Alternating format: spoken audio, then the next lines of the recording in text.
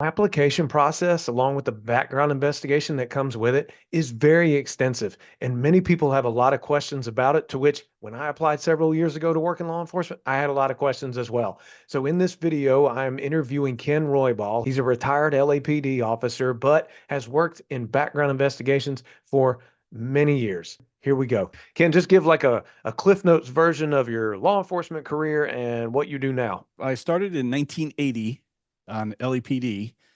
And when I tell people that, usually they're like, "Why aren't you dead?" It's like, no, not that Jeez. old. But so I started in 1980 with LAPD, worked patrol, and then worked community relations. And then in 1997, I went to backgrounds for LAPD when it was run by sworn. And then I was there from 97 to 2001. I retired from the police department in 2003. And then 3 years later, in 2006, I went back to backgrounds. You're supposed to retire, but apparently I didn't get the memo. And I went back there for 12 more years. It had been taken over by personnel department from LEPD. And so I went there as a civilian background investigator and finally retired in 2018. And then I had owned policebackground.net, the website, since 2007.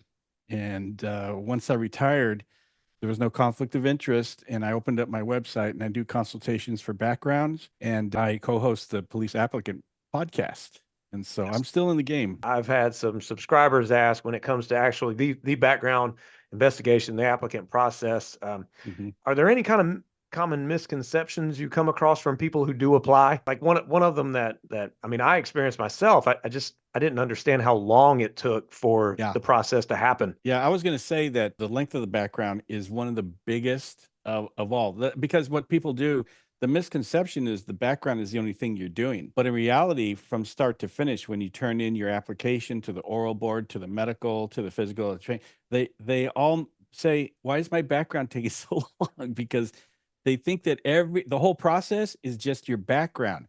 So depending on the department, your background can take anywhere from a really good, solid background should, from the time the background investigator gets it, can be done in 30 days. The entire thing, if it takes a long time, can be 3 months. But that's just the background part. The reason it takes so long is because of all the slowness of the process itself. The pipeline gets jammed. One of the big misconceptions, it depends on the department, but a lot of people say that my background investigator disqualified me. And the truth of the matter is, the background investigator didn't disqualify you. You disqualified you. Your background did. And so a lot of folks try to blame it on the background investigator and stuff, but that's really a big misconception. Yeah, no, and I'm glad you said that. I really am. I know you can't talk for every single department in the whole country, but in general, and based on the work you've done for several years now, what are the key stages to the application process and the background? A lot of times there's two things that can be done with the application process. There are websites you can go to and you fill out one application. And then you tick off a bunch of departments and it shoots that out to everybody, to all these departments that you want. The other way is you apply and you submit either an interest card or an application, which is generally called a personal history statement, PHS, PHQ, whatever they want to call it. If somebody gets an application and the department sends it to them and it's like 4 pages, that's not the application. That's the part there where they ask you questions that are probably more specific to getting DQ'd, those questions. Now, if you get a packet and it's 35 pages, double-sided, that's the PHS. That's the application.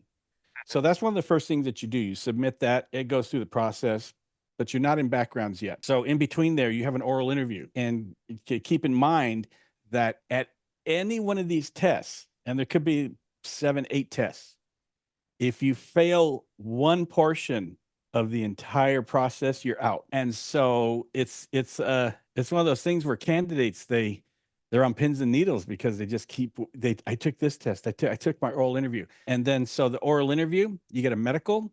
Another misconception about the process is candidates will contact me and they go, "Ken, I got a conditional job offer, a CJO," and it's because it says conditional job offer. They think they're getting offered a job. They're not. A conditional job offer is just a legal form that allows the department to give you a medical exam. So just because you get a CJO, it means nothing. It means you're going to go to a medical. You go to the medical part of it, you might take a MMPI, that 6-hour, 200 and something question psychological test. The devil follows me. I see ghosts, or those types of questions. These are serious type questions that they ask. So you take that. That's part of medical. And then you get done with that. You get a review of your PHS, your application. They'll review it. Some departments review it and tell you, yeah, we're not going to do anything with you. That's called a non-select. It's kind of like a paper DQ. They looked at you. We gotta get rid of some of the people. We got too many applicants. They non-select you. The thing about a non-select is you can't appeal a non-select. You weren't disqualified. So there's no appeal. They just go, yeah, we're not gonna go further with your application. You're done. You go to the background process. You may meet with a background investigator for a meet and greet interview. During the meet and greet interview, they'll go over the whole background with you. If it feels good to the background investigator, they'll go in the field, conduct employment checks, residence checks, go talk to your neighbors, go talk to your bosses, go look at your personnel file. They'll get all the reference letters. Another thing about the background might be a misconception. A lot of people will say, man, my references they're calling me, they're getting letters. It means nothing. The reference letters are one of the easiest things to do right off the bat, even if you're not working the case, because you type in email addresses, push a button, everybody gets a reference letter. Could be 3 months later that they start doing the background. They do all the calls. They contact all the police departments wherever you lived, worked, or went to school. Or a lot of the time, it's a paper letter that they send out. In 2024, they're doing a lot more electronics. So the police department that you get they call it a records check. They might get it through email because they recognize that you're a police department. Once they get all those things back, the background investigator says, hey, this, that, and the other thing. If there's an issue, the background investigator may call you. They may have you come in for a sit-down interview. And if there's a problem, they'll ask you about it. And then a lot of times candidates can get an idea, a feel. We're like, that doesn't feel like it went well. And then a couple of weeks later, they get a DQ letter. Or if you don't hear from your background investigator, which happens a lot, there's background investigators like me who go, hey, what's happening? What do you need? Blah, blah, I'll talk to you. Some background investigators don't want you to talk to them at all. They don't want to hear from you. They just want to do the background. Once that all gets done, and let's say you pass your background, you may go to either a chief's interview. Some departments have that, or you have to pass a psych eval. So remember that 6-hour MMPI test that I told you about? That's part of medical, and it's part of the psych, but it's part of the medical exam. One of the things to remember about backgrounds in medical is, by law, background investigations cannot involve anything medical. Okay, you know what? I'm glad you brought that up, because someone asked me that the other day. He said, I'm going to be applying, and what medical stuff do I have to disclose and stuff like that as part of the background. So I mean, you're kind of already touching on that. Yeah, so a lot of times people like to say, "Oh, I got in trouble at school, or something happened, blah blah blah." It's because I take medication for something. That's got nothing to do with your background. It's illegal for the background investigator to even ask you about it. If a candidate makes spontaneous statements, I was on, Ritalin, or whatever you want to say it was, the background investigator should stop and go, okay, fine, write it down, seal it up, send it over to medical. It doesn't go in the background at all. You got arrested for drunk driving. Were you an alcoholic? No, that's medical. Being an alcoholic is medical. You can just say, I drank a lot when I was younger. I got arrested, or I drank a lot. I was drunk in public a few times, and that's the end of it. And so medical will go, I mean, that'll go to psych. Psych can ask us anything they want about it. Can you follow up on this? How many times something happened and like that? And so that's usually part of the psych part of it. But and just to clarify a little bit, let's say a candidate does something that's a result of a medical condition. I don't know, they were driving and they took too much medication and they got arrested for drunk driving. The medication is not part of the background investigation. The drunk driving arrest is. So Okay. something as a result of a medical condition is open, but they can't ask you anything about the medical condition. Does that make sense? Yeah, 100%. I'm Okay. glad you're diving into that. And one thing to mention about psych, a lot of people go, "Oh, they said I'm crazy." You're not crazy. If you got DQ'd for psych, it doesn't mean you're crazy. It means specifically for that agency, psych exams are subjective based on that doctor for that agency. I've had people that have got DQ'd for one department, went 2 towns over and got hired. They passed the psych there. So the psych, don't get excited about it. If somehow you didn't meet the standards for psych, don't sweat it. Go somewhere Gotcha. else. So, do you mind offering any kind of advice so far as any stages of it as to how applicants, obviously, we want them to be honest and upfront, but when it comes to like the oral board, I mean, do you offer any advice on that to anyone who's watching this? I do have someone that was an LAPD mentor for candidates. When they failed the oral interview, they would send them to her, and then she would coach them, and they would go back and take the oral interview. And she's got almost 100% pass rate. That's available if someone wants that. But I do have other people available for the oral interview. It's kind of a weird thing with oral interviews. You think you're going to go in there and you're gonna sit there and razzle and dazzle the oral board, but a lot of times they could be in there all day and they just want to hear these answers and see how you interview. So I think the biggest piece of advice I can give for oral interviews is go in there, be confident, but don't be cocky. Definitely So spot on. All right. Well, I have had someone reach out and ask and said, "Look, I'm older now, but when I was younger, I would post a lot of what was on my mind on social media. How do departments' backgrounds look at previous social media, yeah, that kind of stuff? Obviously, if someone's inciting criminal activity, yeah, that's probably not going to help you out. But everyone is younger at one point. Me personally, I'm very glad I didn't have social media growing up. What advice can you give? What pointers do you give regarding social media when someone's going through the background? social media is a is something that is bad for law enforcement. The reason is because most police departments have some kind of social media policy of what you can do. And a lot of people don't realize that there's some case law, and I can't cite it exactly how they come about it, but police officers don't have a First Amendment right on social media that you think you do. You can't be off duty and post anything you want because you can get fired. And so even after you get hired, you're still subject to social media policy. So just get in the habit now. The key to social media is that the way you get in trouble if you're a police officer by posting things is if you bring embarrassment to your police department. It's the same way with police candidates. If you post something in the past before you got hired that can bring embarrassment to that department, they may not hire you. So what I tell people is I tell them, do yourself a favor, scrub your social media. Don't have anything on there. In the first place, don't post stupid stuff. And that includes on your Facebook pages, your other pages where somebody's making a joke and they might post something that's, it's funny, this meme or something like that on your page, they'll attach that meme to you. So if someone else posts something, take it off. But the best thing to do is to stay off. There's been enough police officer groups and things like that that have gotten in trouble. I've DQ'd people for some of their stuff on Facebook or Instagram or something like that. And it's just not a good idea. What feels funny in the minute is not. And plus, you brought up a point about people are younger, 18 and under. We fully expect the candidate to be a knucklehead, fully expect it because Right. their brains aren't fully developed yet. Once you get to be 18, 20, 22, 30, and you're still posting stupid stuff, they're going to look at that because by now you should have gotten over that.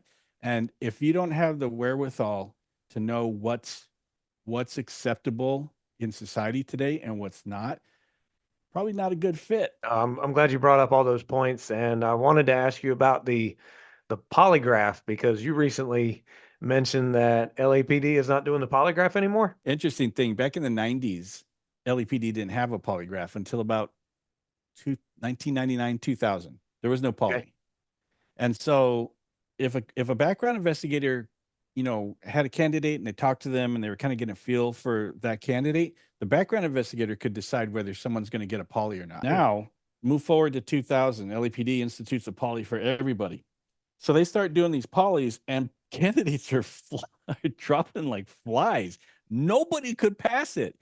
And then it was pass fail, right? So if you don't pass that poly, you can't be a police officer. So somewhere between 2001 and when I got back in 2006, they had the bright idea that we're losing too many candidates on the poly. So what we're going to do is we're going to come up with these things. They're called no opinion polys, significant response polys, non-significant response polys, and they at one time used deception indicated. You probably have heard of deception indicated in your work on polygraphs. Well, then they decided deception indicated is for criminal investigations. We can't use that, so they just changed to those three. The thing about the LAPD poly is you couldn't fail an LAPD poly unless you use countermeasures. So no matter what, they wouldn't disqualify them. So they would take them, they put them in a drawer and let them languish in there. And then in about 2018 or so, they decided these polygraphs have been sitting in a drawer for years. Let's pull them out. And they'd give them another poly later. And then there were candidates that were getting hired with 4 poly fails. And so somewhere along the line, I think it was probably last year, something like that, they decided that polys are a good tool in the right hands. But just because somebody fails a poly, because what would drive me nuts about the poly is I'd have candidates, they would test dirty on theft from employer. And they go, no, I got nothing to say about that. Well, let's give you another poly in the same sitting. Give another poly, and then they do fine on theft from employer.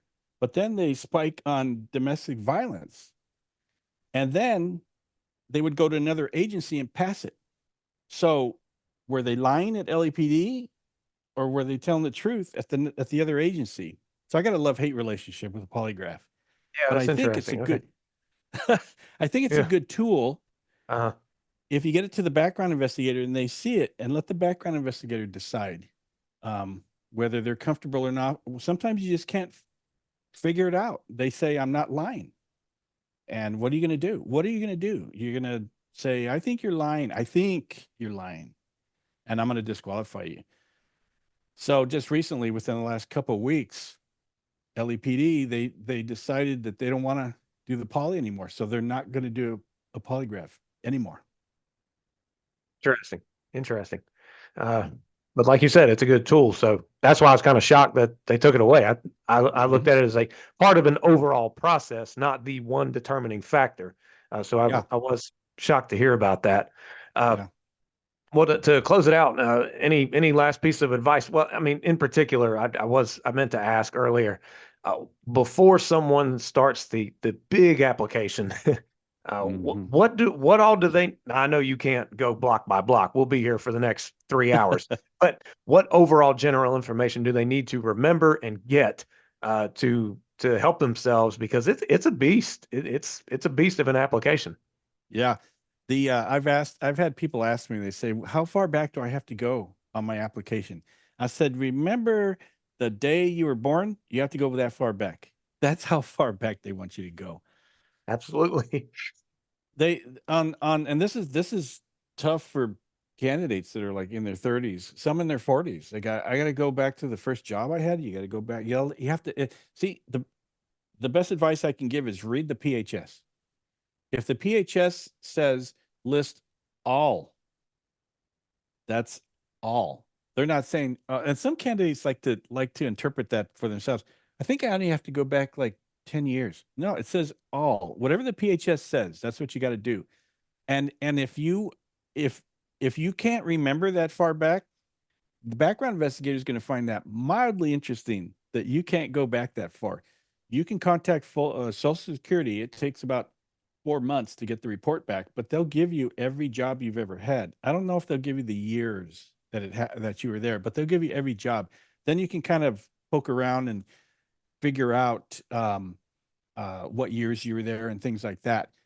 You don't have to be really spot on anything more than a few years old. The background investigator will go back in your background, maybe 10 years on your employment, maybe 7 years on your residences, but they want everything going back forever. So if you think that you're going to get into the process and you're going to apply, don't think you're going to finish that PHS in 2 weeks. Oh yeah. It may No. take you months to get all that information because you need addresses, employers' names, supervisors' names, coworkers' names, phone numbers. Where's your personnel file? All that stuff. Your neighbors, wherever you lived, they're going to want landlords, everything. So my best advice is to give yourself 2-3 months to do everything on that background. Oh yeah, I'll never forget when I applied back in 2006, 2007, and I looked at that application in the background and all that. I was just like, this is unreal. And it Yeah. was, I had to, at the time I was in college, but I had been deployed to Iraq and then came back, lived in a different dorm, and I just lived in all these different dorms. And they were like, no, you need to list your addresses. And I was like, oh my gosh. It's just, and I mean, I can't imagine now. I'm 41 years old. If I were to apply to go Mhm. back into law enforcement now, all the places I've moved and all that stuff, you're right. You can't expect to get that thing done in just a one sit down, No, get it done. It's not going to happen. no. And one other bit of information I'll give you is before someone even applies, get yourself a PHS. Whether I have on if you Google the California Post PHS, they have a really good PHS. It doesn't matter where you get the PHS. Get a PHS, fill it out, use that as your master PHS because so many candidates they apply here, they apply there. They don't remember what they put on the last application. So they put something down and then all their applications don't match.